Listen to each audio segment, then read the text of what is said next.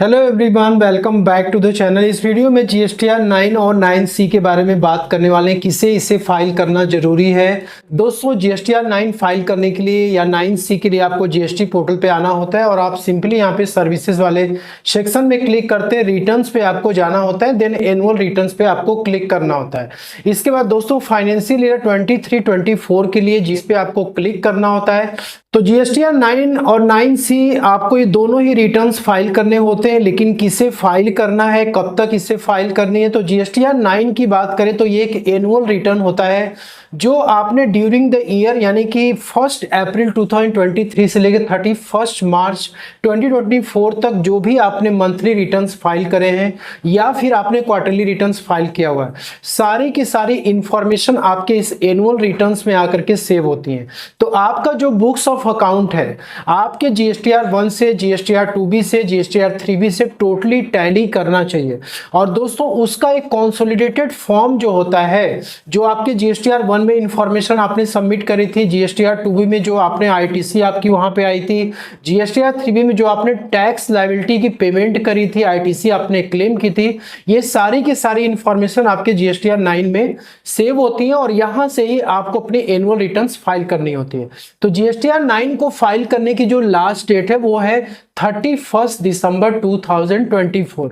अब जीएसटीआर 9 को किसे फाइल करना जरूरी है, किसे जरूरी नहीं है, इसके लिए मैं आपको taxinformation.cbic.in के वेबसाइट पे लेकर के आया हूं। तो नोटिफिकेशन नंबर 14/2024 में 10 जुलाई को ये नोटिफिकेशन आई थी और इसमें ऐसे टैक्स पेयर जिनकी की एग्रीगेट टर्नओवर 2 करोड़ रुपीस तक है, ऐसे लोगों को जीएसटीआर 9 फाइल करने से एग्जेम्प्ट कर दिया गया है। आप इस नोटिफिकेशन को ओपन करके इसे रीड आउट कर सकते हैं, लेकिन दोस्तों ये कंप्लीटली ऑप्शनल है। आपका बुक्स ऑफ अकाउंट आपके जीएसटीआर 9 में जो भी इंफॉर्मेशन है, आपके GSTR 1, GSTR 3B, GSTR 2B की इंफॉर्मेशन यदि वो उससे टैली नहीं करती है दोस्तों, उस केस में आपको जीएसटीआर 9 प्रिपेयर जरूर करना चाहिए और अपने बुक्स ऑफ अकाउंट से एक बार इसे टैली जरूर करा लेना चाहिए और इसके बाद आप जीएसटीआर 9 को फाइल कर सकते हैं। वैसे मैंडेटरी नहीं है, 2 करोड़ रुपए के ऊपर जिसकी टर्नओवर क्रॉस करेगी उसे जीएसटीआर 9 फाइल करने की जरूरत पड़ेगी। अब दोस्तों जीएसटीआर 9 को फाइल करने के लिए आपको दो ऑप्शन यहाँ पे मिलता है। एक होता है कि आप ऑनलाइन भी इसे फाइल कर सकते हैं, ऑफलाइन भी फाइल कर सकते हैं। ऑनलाइन पे जब आप क्लिक करेंगे तो यहाँ पे आपको नो पे सेलेक्ट करना है और इसके बाद आपको नेक्स्ट पे क्लिक करना है। आपने यदि ड्यूरिंग द ईयर जितने भी रिटर्न्स आपने फाइल करी है, जीएसटीआर 1, जीएसटीआर 3B, एक तो जीएसटीआर 9 फाइल करने से पहले आपकी जितनी भी पेंडिंग रिटर्न्स हैं जीएसटीआर 1, जीएसटीआर 3B, वो आपकी कंप्लीटली फाइल होनी चाहिए, तभी आप जीएसटीआर 9 को फाइल कर पाएंगे। इसके बाद यहाँ पर आप जो है जीएसटीआर 9 की पूरा कंप्लीट समरी को आप यहाँ से डाउनलोड करके आप इसको अपने बुक्स ऑफ अकाउंट से मैच करा सकते हैं।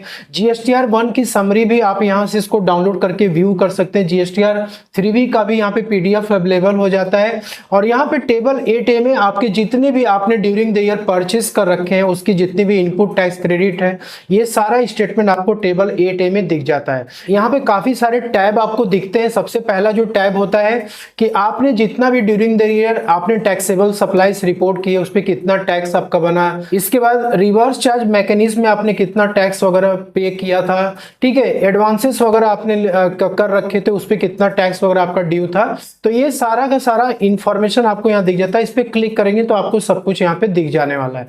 इसके बाद आप जब यहाँ पे आते हैं तो आईटीसी से रिलेटेड इंफॉर्मेशन आपको यहाँ पे दिख जाती है और आपने कितना ड्यूरिंग द ईयर टैक्स आपने पे कर रखा है, कैश के थ्रू या फिर आईटीसी अवेल करके आपने पे कर रखा है, उसकी इंफॉर्मेशन आपको यहाँ पे दिख जाती है। ठीक है, तो ये सारी चीजें आपको एक बार अपने बुक्स ऑफ अकाउंट से जरूर टैली कर लेनी है। दोस्तों ये सारी डिटेल्स चेक करने के बाद आप सिंपली यहाँ पे कंप्यूट लायबिलिटीज पे आप जैसे क्लिक करेंगे, यदि आपकी कुछ लायबिलिटीज होगी तो वो आपको पे करना पड़ेगा। यदि आपका सब कुछ मैच कर चुका है तो फिर उस केस में आप इसको फाइल कर सकते हैं। तो इसके बाद जीएसटीआर 9C की हम बात करते हैं। तो 9C में बेसिकली क्या है कि तो जीएसटीआर 9C एक रिकॉन्सिलेशन स्टेटमेंट होता है। तो जब तक आप जीएसटीआर 9 को फाइल नहीं कर लेते हैं तब तक आपको जीएसटीआर 9C फाइल करने को नहीं मिलेगा।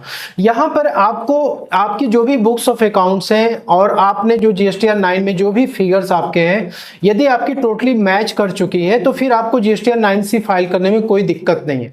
यदि आपकी फिगर्स रिकंसाइल नहीं हुए, उसके लिए कुछ आपकी रीजंस वगैरह हैं, तो आप जीएसटीआर 9C के थ्रू इसको आप सबमिट कर सकते हो। या और यहाँ पे क्योंकि पहले क्या था कि आपको सीए से ऑडिट करानी पड़ती थी, इसके बाद आप जीएसटीआर 9C को फाइल करते थे, लेकिन अब ये सेल्फ असेसमेंट बेसिस पे इसको कर दिया गया है। सीए से ऑडिट कराने की जरूरत नहीं है, आप अपने बुक्स ऑफ अकाउंट से सारे डाटा को टैली कराएं, इसके बाद आप जीएसटीआर 9C को आप फाइल करें। तो यहाँ पे आपको इसमें काफी सारे ऐसे आपको टैब मिलेंगे जो कि आपको यहाँ पे इनिशिएट करना पड़ेगा। जैसे आप इनिशिएट फाइलिंग पे क्लिक करेंगे तो देखिए यहाँ पे बोल रहा है कि सबसे पहले आपको जीएसटीआर 9 फाइल करना है, इसके बाद आप जीएसटीआर 9C को ट्राई कर सकते हैं। तो जीएसटीआर 9C सभी लोगों को फाइल करना मैंडेटरी नहीं है। यदि आपका एनुअल एग्रीगेट टर्नओवर 5 करोड़ रुपए तक है तो आपको जीएसटीआर 9C के लिए फाइनेंशियल ईयर 23-24 के लिए एग्जेम्प्ट कर दिया गया है। और जिन लोगों की टर्नओवर उसके ऊपर क्रॉस करेगी उन्हें तो कंपलसरी फाइल करना ही करना है।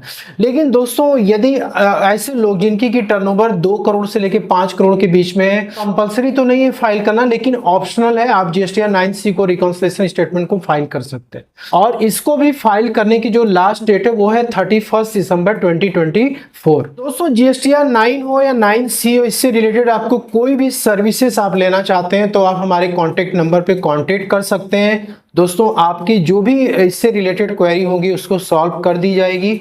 तो होप कि आपको वीडियो में दी गई जानकारी पसंद आई होगी। वीडियो अच्छी लगी लाइक शेयर जरूर करिएगा, चैनल पे नए हैं तो सब्सक्राइब जरूर करिएगा। मिलते हैं नेक्स्ट वीडियो में, तब तक के लिए जय हिंद जय भारत।